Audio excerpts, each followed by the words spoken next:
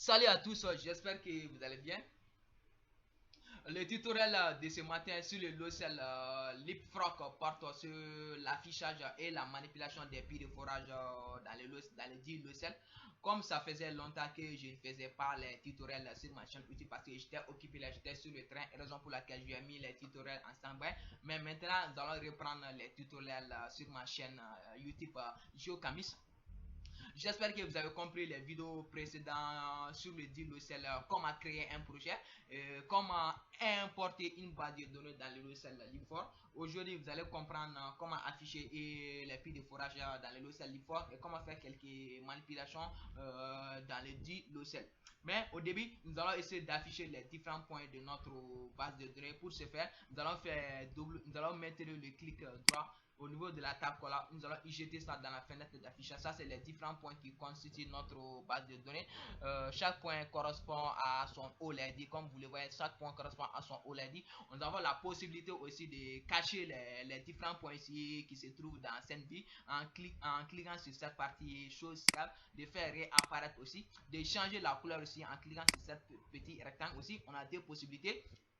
La première possibilité, au niveau de pattes aussi, nous avons la possibilité de choisir une couleur au hasard. Je vais prendre la couleur bleue. Comme vous le voyez, les couleurs de notre point ont été changées, ainsi de suite. Pareil aussi, la deuxième option aussi, ça c'est au niveau des petits cercles. Il suffit de cliquer sur une partie. Comme vous le voyez, les couleurs ont été changées aussi. Pareil aussi, c'est à vous de voir les couleurs. Votre couleur, mais que vous voulez que les points s'affichent, ainsi de suite, que vous voulez que les points changent. Moi, je vais prendre la couleur bleue, ainsi de suite. Après, nous cliquons sur close aussi. Nous avons la possibilité aussi d'augmenter aussi la taille aussi des points en cliquant sur make point, chose comme vous le voyez, ça c'est sous forme de les points, ça c'est sous forme d'une petite boule là, ainsi de suite. Ça c'est sous forme d'une petite boule là. Au niveau de cette partie, de cacher OLED ou de faire réapparaître OLED. Au niveau de point rangé, d'augmenter aussi la taille aussi des points, ainsi de suite là. C'est à vous de voir toutes les manipulations que vous pouvez faire à une fois afficher les différents points dans SendView, ainsi de suite.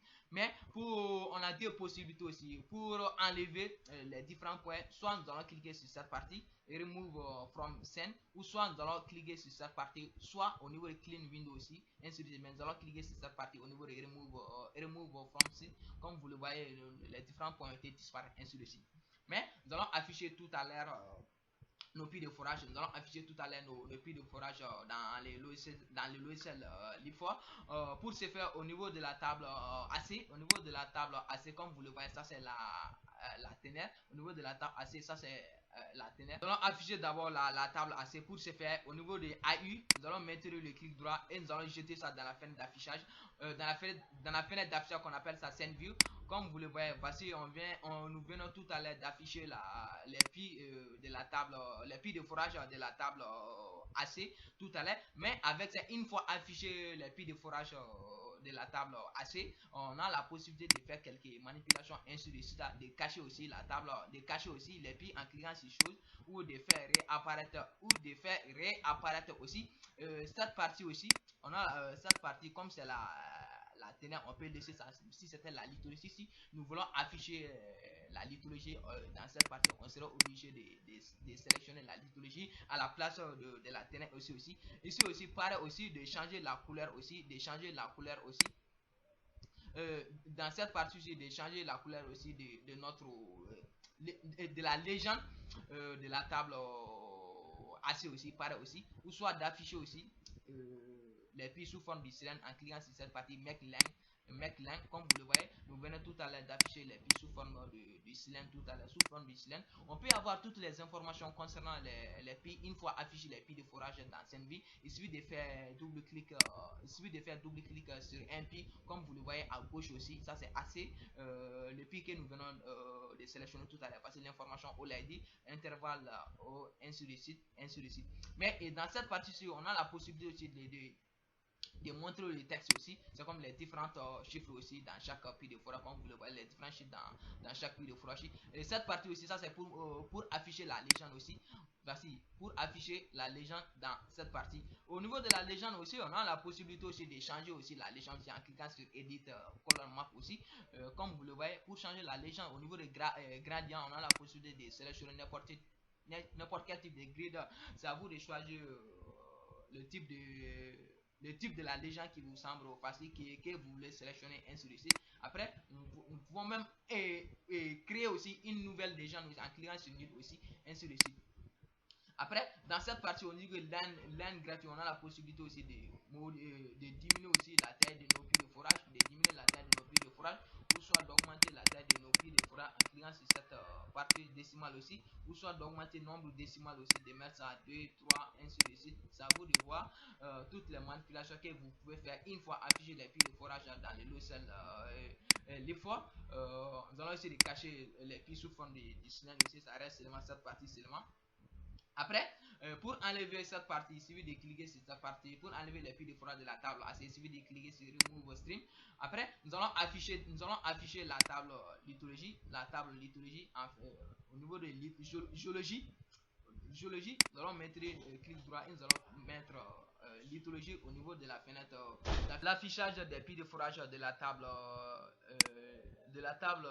lithologie, pareil aussi, on a la possibilité aussi de cacher ça, la table lithologie, en cliquant sur cette partie, ou de faire réapparaître aussi, ici. Ça c'est ce que je disais au niveau de la table AC. Si on avait d'autres champs aussi, si c'était AC aussi, si on avait AC, on allait sélectionner AC, mais comme c'est lithologie, ainsi de suite, d'afficher aussi les puits de forage de la table lithologie sous forme du cylindre en cliquant sur cette partie, comme vous le voyez, ainsi de suite.